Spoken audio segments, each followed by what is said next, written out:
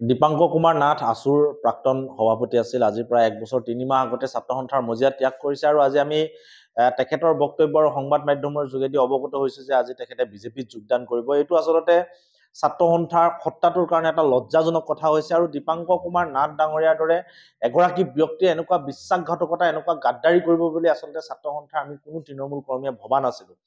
এতিয়া আচলতে ৰাইজে ছাত্ৰ সন্থাক প্ৰশ্নবান কৰিছে বিভিন্ন সময়ত। আমাৰ তৃণমূল কৰ্মীসকলে আমি সকলোৱে প্ৰশ্নৰ সন্মুখীন হৈছো আৰু যিগৰাকী ব্যক্তিয়ে ডিঙিৰ সুৰ ফুলাই কা আন্দোলনৰ সময়ত দল খুলিছিল, বিকল্প সন্ধানৰ কথা কৈছিল, সেইগৰাকী ব্যক্তিয়ে আজি পাভলুটি মাৰি বিজেপিত যোগদান কৰিছে। ইয়াতকৈ আচলতে জাতীয় গাদ্দাৰ আৰু কোনো থাকিব নোৱাৰে। গতিকে এইগৰাকী ব্যক্তি যিটো পাভলুটি মাৰিছে ইয়াৰ শিক্ষা নিশ্চিতভাৱে এটা সময়ত ৰাইজে দিব আৰু এই কথা বতৰাবিলাকে ছাত্ৰ সন্থাৰ গোটেই গাত কালিমা আনিছে। গতিকে এইগৰাকী ব্যক্তি বা এইগৰাকী ব্যক্তি আছু অবিহনে এগৰাকী শূন্য ব্যক্তি, প্ৰাক্তন ছাত্ৰ সন্থা বা প্ৰাক্তন আছু নেতা বুলি যদি তেখেতৰ এটা ডেজিগনেশ্যন নাথাকে তেনেহলে তেখেত এটা ডাঙৰ শূন্য। গতিকে এইগৰাকী ব্যক্তিক লৈ কোনো ধৰণৰ আচলতে আমি চৰ্চা কৰিব বিচৰা নাই। এইগৰাকী ইতিমধ্যে জাতীয় গাদ্দাৰ হিচাপে পৰিচিত হৈছে।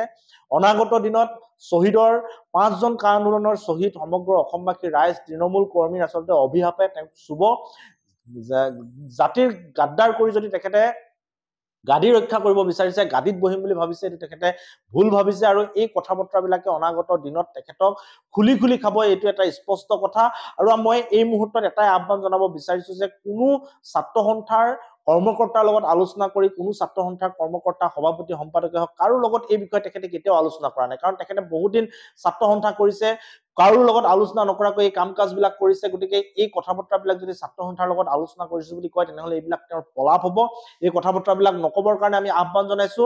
নিজৰ ব্যক্তিগত স্বাৰ্থৰ কাৰণে যিহেতু গৈছে, ব্যক্তিগত স্বাৰ্থক উদ্ধত ৰাখক, ছাত্ৰ সন্থাৰ সত্তাটোৰ গাত কালিমা সানিবলৈ চেষ্টা নকৰিবৰ কাৰণে আমি আহ্বান জনাইছো। আৰু আমাৰ তৃণমূল কৰ্মকৰ্তাসকলে যাতে কোনো কাৰণত মন নাভাঙে, কাৰণ আমি দীপাংকৰ নাথৰ মুখলৈ চাই ছাত্ৰ সন্থা কৰি থকা নাই।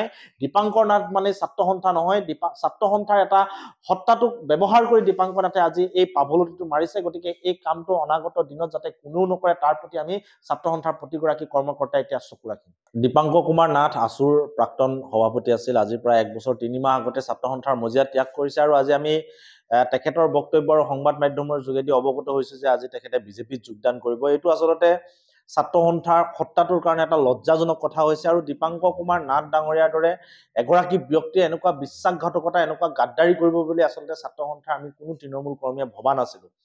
এতিয়া আচলতে ৰাইজে ছাত্ৰ সন্থাক প্ৰশ্নবান কৰিছে বিভিন্ন সময়ত। আমাৰ তৃণমূল কৰ্মীসকলে আমি সকলোৱে প্ৰশ্নৰ সন্মুখীন হৈছো আৰু যিগৰাকী ব্যক্তিয়ে ডিঙিৰ সুৰ ফুলাই কা আন্দোলনৰ সময়ত দল খুলিছিল, বিকল্প সন্ধানৰ কথা কৈছিল, সেইগৰাকী ব্যক্তিয়ে আজি পাভলুটি মাৰি বিজেপিত যোগদান কৰিছে। ইয়াতকৈ আচলতে জাতীয় গাদ্দাৰ আৰু কোনো থাকিব নোৱাৰে। গতিকে এইগৰাকী ব্যক্তি যিটো পাভলুটি মাৰিছে ইয়াৰ শিক্ষা নিশ্চিতভাৱে এটা সময়ত ৰাইজে দিব আৰু এই কথা বতৰাবিলাকে ছাত্ৰ সন্থাৰ গোটেই গাত কালিমা আনিছে। গতিকে এইগৰাকী ব্যক্তি বা এইগৰাকী ব্যক্তি আছু অবিহনে এগৰাকী শূন্য ব্যক্তি, প্ৰাক্তন ছাত্ৰ সন্থা বা প্ৰাক্তন আছু নেতা বুলি যদি তেখেতৰ এটা ডেজিগনেশ্যন নাথাকে তেনেহলে তেখেত এটা ডাঙৰ শূন্য। গতিকে এইগৰাকী ব্যক্তিক লৈ কোনো ধৰণৰ আচলতে আমি চৰ্চা কৰিব বিচৰা নাই। এইগৰাকী ইতিমধ্যে জাতীয় গাদ্দাৰ হিচাপে পৰিচিত হৈছে।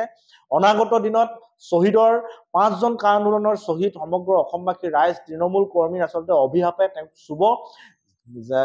জাতিৰ গাদ্দাৰ কৰি যদি তেখেতে গাদী ৰক্ষা কৰিব বিচাৰিছে, গাদীত বহিম বুলি ভাবিছে, এইটো তেখেতে ভুল ভাবিছে আৰু এই কথা বতৰাবিলাকে অনাগত দিনত তেখেতক খুলি খুলি খাব, এইটো এটা স্পষ্ট কথা। আৰু মই এই মুহূৰ্তত এটাই আহ্বান জনাব বিচাৰিছো যে কোনো ছাত্ৰ সন্থাৰ কৰ্মকৰ্তাৰ লগত আলোচনা কৰি, কোনো ছাত্ৰ সন্থাৰ কৰ্মকৰ্তা সভাপতি সম্পাদকে হওক কাৰো লগত এই বিষয়ে তেখেতে কেতিয়াও আলোচনা কৰা নাই। কাৰণ তেখেতে বহুদিন ছাত্ৰ সন্থা কৰিছে, কাৰো লগত আলোচনা নকৰাকৈ এই কাম কাজবিলাক কৰিছে। গতিকে এই কথা বতৰাবিলাক যদি ছাত্ৰ সন্থাৰ লগত আলোচনা কৰিছো বুলি কয় তেনেহলে এইবিলাক তেওঁৰ পলাপ হ'ব। এই কথা বতৰাবিলাক নকবৰ কাৰণে আমি আহ্বান জনাইছো। নিজৰ ব্যক্তিগত স্বাৰ্থৰ কাৰণে যিহেতু গৈছে, ব্যক্তিগত স্বাৰ্থক উদ্ধত ৰাখক, ছাত্ৰ সন্থাৰ সত্তাটোৰ গাত কালিমা সানিবলৈ চেষ্টা নকৰিবৰ কাৰণে আমি আহ্বান জনাইছো। আৰু আমাৰ তৃণমূল কৰ্মকৰ্তাসকলে যাতে কোনো কাৰণত মন নাভাঙে, কাৰণ আমি দীপাংকৰ নাথৰ মুখলৈ চাই ছাত্ৰ সন্থা কৰি থকা নাই। দীপাংকৰ নাথ মানে ছাত্ৰ সন্থা নহয়, ছাত্ৰ সন্থাৰ এটা সত্তাটোক ব্যৱহাৰ কৰি দীপাংকৰ নাথে আজি এই পাভলুটিটো মাৰিছে। গতিকে এই কামটো অনাগত দিনত যাতে কোনেও নকৰে তাৰ প্ৰতি আমি ছাত্ৰ সন্থাৰ প্ৰতিগৰাকী কৰ্মকৰ্তাই এতিয়া চকু ৰাখিম।